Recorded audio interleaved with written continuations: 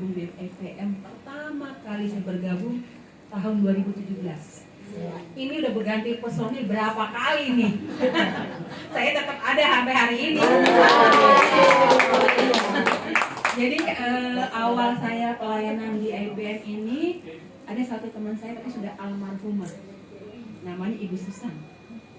Ya, dulu saya kenal Ibu Susan, saya kenal Tante Olga dari Ibu Susan.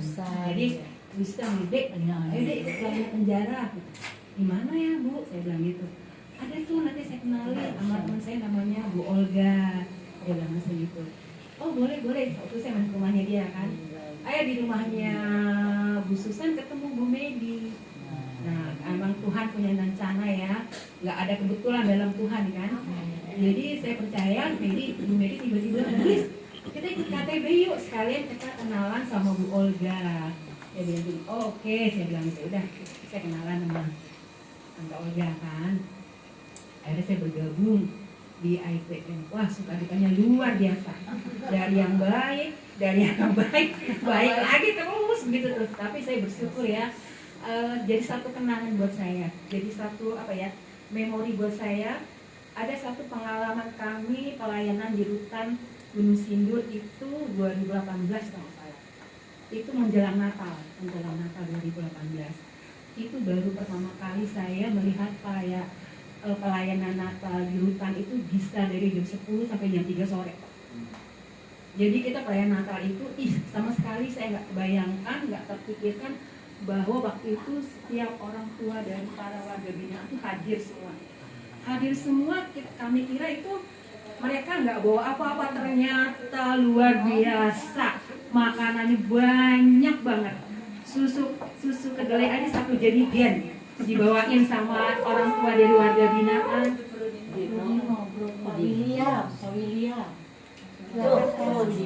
Nggak pernah terlupakan selama saya melayanan di IPM.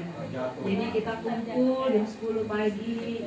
Kita waktu itu kita nggak banyak ya. Waktu itu nggak banyak.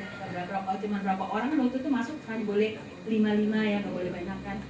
Jadi kita berkumpul, memuji, menyembah Tuhan, bercanda dengan orang tua para warga binaan, sekalian warga binaan juga, cerita-cerita. Akhirnya jam 3 sore kami harus sudah selesaikan pertemuan pada waktu itu. Puji Tuhan, suatu hal yang sangat mengesankan sampai hari ini saya ingat, sampai tahun ini saya ingat. Terakhirnya pada waktu kita pulang semua udah mulai tangis-tangisan deh, karena perpisahan antara warga binaan dengan kami pelayan Tuhan dan orang tua dari para warga binaan. Jadi satu hal yang luar biasa lah, mengesankan buat saya, yang saya nggak dapat tempat lain. Akhirnya kita pelayanan di IPM, terus kami waktu itu ada rutan sama lapas Gunung Sindur. Tapi selanjutnya rutan dipakai untuk para teroris ya. Jadi kami nggak boleh masuk itu. Jadi kami ada foto-foto di depan rutan tuh masih saya simpan sampai sekarang. Terus saya simpan, saya kadang-kadang kirim ke Tante Olga, ingat nggak pelayan kita dulu sana. Terus belajar bersama-sama kelompok. Nah, ada waktu itu saya kelompok ada namanya Angel. Jadi kami satu kelompok, waktu itu dibagi berapa kelompok ya. Kami punya warga binaan tuh orang Chinese. Jadi kalau kami mau pelayanan tuh dia udah tulis tuh, minta baju, minta celana, minta segala macam dimintain. Sampai obat-obatan. Nah, kebetulan saya pelayanan di klinik. Jadi untuk dapat obat itu agak mudah. Waktu dulu ya, jadi kasih kemudahan dari klinik juga. Dan kebetulan teman saya juga dokter, jadi dia gampang bikin apa resep.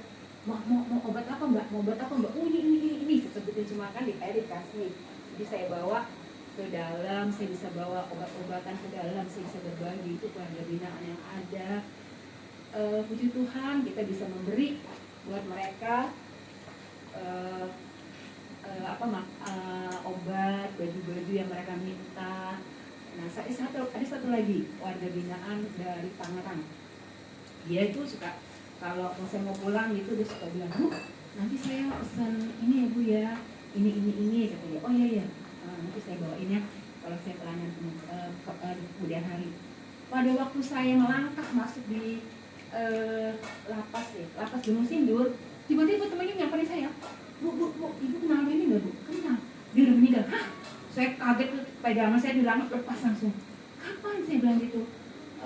Waktu itu bu, katanya dia udah putus asa, kata gitu kan. Oh ya, padahal ini permintaan dia udah saya bawa loh, saya bilang itu untuk dia, untuk kebutuhan dia gitu. Karena dia selalu kalau kita belajar kelompok itu pasti dia dekat sama saya, bisa ngomong, bu, saya minta ini ya bu. Oh iya nanti saya doain. Jadi saya kerja sama Angel, ada satu dulu bendahara di IPM, kita bisa sama dia. Angel bawa apa, saya bawa apa, itu berarti berdua. Jadi kalau kita jadi luar biasa banget ya. Jadi satu pengalaman yang tak terlupakan. Untuk progres kedepannya IPM memang untuk pelayanan itu perlu proses. Tuhan nggak ngasih lancar jalannya, Tuhan izinkan semua itu terjadi supaya kita lebih lagi bergantung sama Tuhan, lebih lagi berjalan bersama Tuhan untuk mencapai satu progres ke depan yang baik. Itu perlu proses dari Tuhan. Jadi memang kita pelayanan IPM ini nggak bisa lurus-lurus aja, mulus-mulus aja, enggak ya. Jadi ya bersyukur aja kepada Tuhan kalau kita semua bisa melayani pekerjaan Tuhan itu nggak segampang loh. Kalau kita suruh melayani pekerjaan Tuhan, Tuhan pilih siapa-siapa aja orang yang bisa melayani pekerjaan Tuhan, nggak cuma main ini aja. Nah di situ saya merasakan hal yang luar biasa. Jadi saya berharap untuk anggota-anggota yang baru ya, karena saya nih udah lihat anggota yang lama keluar masuk lagi, keluar masuk lagi, keluar masuk lagi. Tapi bersyukur aja bahwa masih punya kerinduan untuk melayani setiap warga binaan yang Tuhan percayakan untuk kita layani sebagai pelayan-pelayan Tuhan.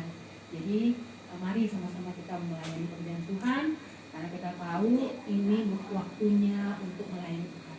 Melalui setiap warga binaan yang Tuhan kita percayakan buat kita untuk kita layani, kita doakan supaya ada pertumbuhan iman dan rohani mereka.